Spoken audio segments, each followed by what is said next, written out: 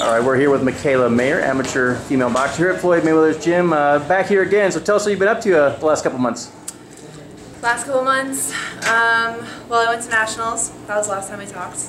Yeah. And I made it to the semifinals, and I don't like to use this word, and I swear it's overused, and it's lost its credibility completely. And in my whole 75 fights, I will never tell you I got robbed except for this last fight, okay? And that is like from the bottom of my heart, that's just how I feel. Anyone who saw it knows the truth. So that put a big damper on my whole year. But I went right back into training. I have the National Golden Gloves coming up in a couple of weeks, so I plan to go do that and take my third National Golden Glove title. That'll make me feel a little better. And yeah, January, Olympic trials qualifier. How disappointing is it to have a fight like that you're sure you won and you don't get the decision? Would you rather have just been knocked out and lost cleanly, or no, never rather be knocked out, or well, lost a clear-cut decision? Or you know, I tweeted that actually. I was like, is it worse to lose a fight and really know you lost, or to lose a fight and know you really won? And I think when it comes to your ego, and every fighter has the ego, you need one to get through the sport. I think it would be better. I think it's better to get robbed, because then you know deep down, like, you did what you were supposed to do. I know I fought a good fight. I fought a smart fight. I performed well. I won every exchange, and I felt good about that fight when it's over, and I still feel good about it. But you know what? Every loss I've had, I've learned so much from, including this one. This fight made me mean, because I remember a lot of that to happen to me again. It's scary, because if that were to happen on a qualifying year for the Olympics, you know, that could really screw me up. So it's scary to know, but in the end, it's just going to make me tougher and stronger, and I'm just going to fight 50 times harder. For those that aren't really familiar with amateur boxing and how it goes, explain how you can be, you know, quote-unquote robbed in a fight when, you know, most people think it's, you know, it's a point thing, you know, it's a punches landed that determines the winner. Well, it was a point system. Which is switched, right? So they switched the point system, and I think one of the factors of this whole tournament was that they changed the scoring system, and then they threw the judges in there and said, here, new scoring system, go, after a couple weeks.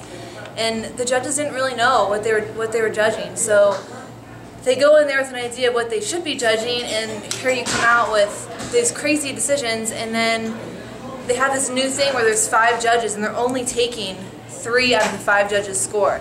So you could really win the fight, but if they don't pick those 3 judges that are in your favor out of the 5, you're not going to get it.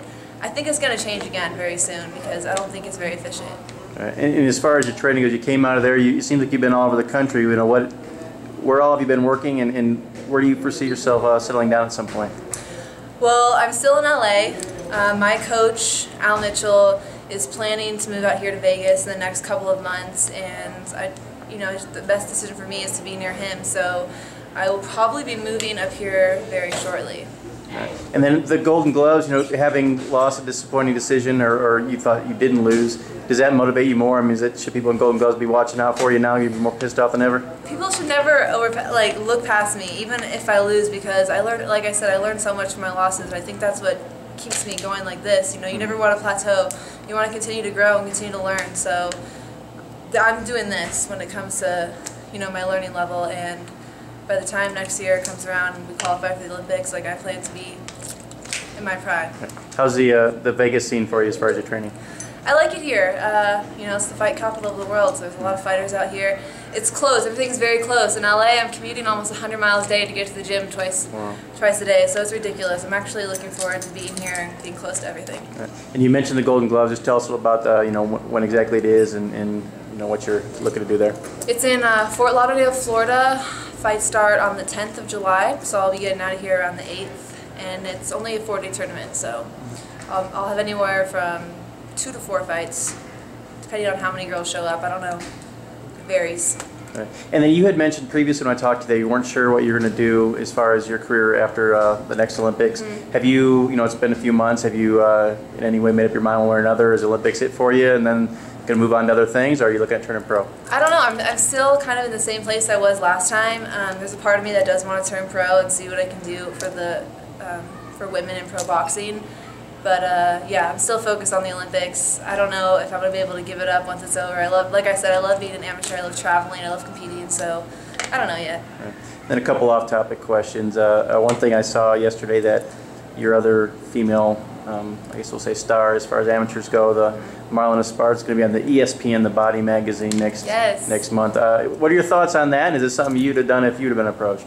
Well, me and Marlen have been traveling together for a long time. She's one of my best friends, and I was actually there when she was calling, deciding whether she wanted to do it. And I was telling her, like, totally do it, do it, do it. For me, that's one of my dreams. One day I want to be on ESPN Body issue, like that's on my vision board, okay? Bucket list. So that's definitely on my bucket list, something I really want to do. So when I heard she got it, I was like, just take it, definitely, you know? Like, maybe a little uncomfortable for some people, but I mean, those are athletes. All those athletes in that body issue, they're respected, you know, they're accomplished, so I'm glad she did it. All right, and then the last thing, we're here in Floyd's gym, so it'd be, it'd be wrong if we didn't ask you. He's got a fight coming up September with Canelo.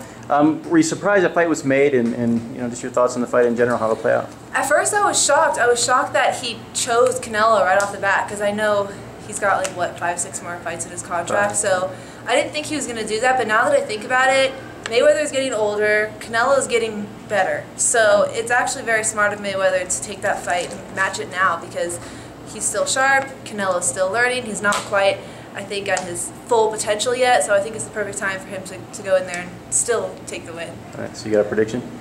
Yeah, I mean, I never vote against Mayweather. I don't know about anyone else, but I never put my money against him. All right, Mikaela, thanks a lot, and best of luck with Golden Gloves. Thanks. Thanks.